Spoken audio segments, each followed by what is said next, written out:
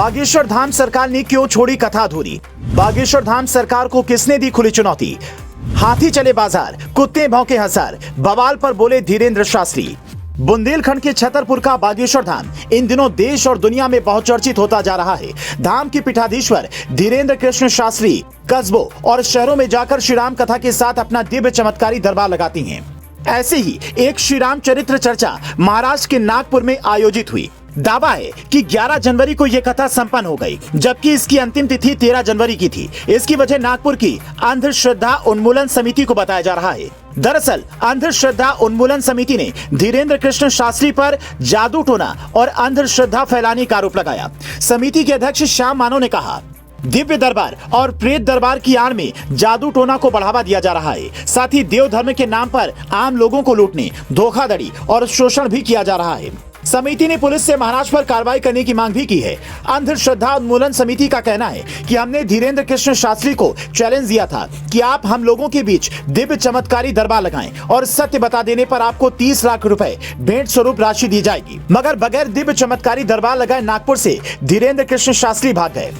अब समिति ने मुद्दा बनाते हुए बागेश्वर धाम के पीठाधीश्वर धीरेन्द्र कृष्ण शास्त्री का विरोध करना शुरू कर दिया। इस बारे में धीरेन्द्र कृष्ण शास्त्री ने छतरपुर की मीडिया से बात करते हुए बताया, जानकारी लगी है कि अंधश्रद्धा निर्मूलन की समिति का कहना है कि हमको दिव्य दरबार देखना है, जबकि पहले ही हम लोगों ने बता दिया था कि कथा 7 दिन की होगी। अब जब वहां से निकल आए तो वही कहावत हो गई कि हाथी चले बाजार, कुत्ता भौंके हजार। शास्त्री ने आगे कहा, ये सब लोग धर्म विरोधी लोग हैं। जब हम नागपुर में 7 दिन तक कथा करते रहे तो 2 दिन दिव्य चमत्कारी दरबार लगाए रहे, तब उनको क्या हो गया था? दरबार के दौरान वो आते तो उन्हें बता देते चमत्कार। हमारा दरबार अभी भी सभी जगह लग रहा है। हमको कोई प्रमाण देने की आवश्यकता नहीं है, ना ही हम किसी प्रमाण पत्र को देने के चक्कर में हैं। ना हम कोई दावा करते हैं, ना कोई चमत्कार करते हैं, ना कोई दरबार लगाते हैं। हम तो बाबा जी बागेश्वर बालाजी की सेवा करते हैं।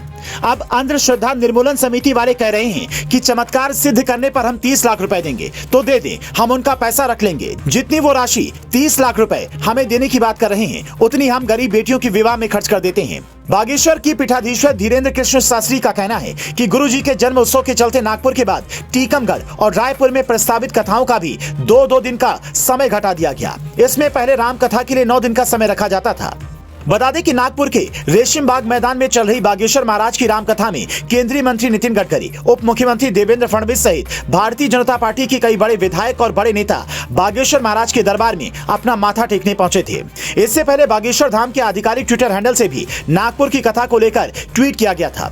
3 जनवरी को ट्वीट में लिखा गया, चलो नागपुर, दिनांक 5 जनवरी से 11 जनवरी 2023 तक बहेगी भक्ति गंगा। नागपुर के रेशम बाग में पूज्य सरकार के श्रीमुख से भक्ति रस श्री राम चरित्र चर्चा का भव्य आयोजन दोपहर 1 बजे से होने जा रहा है।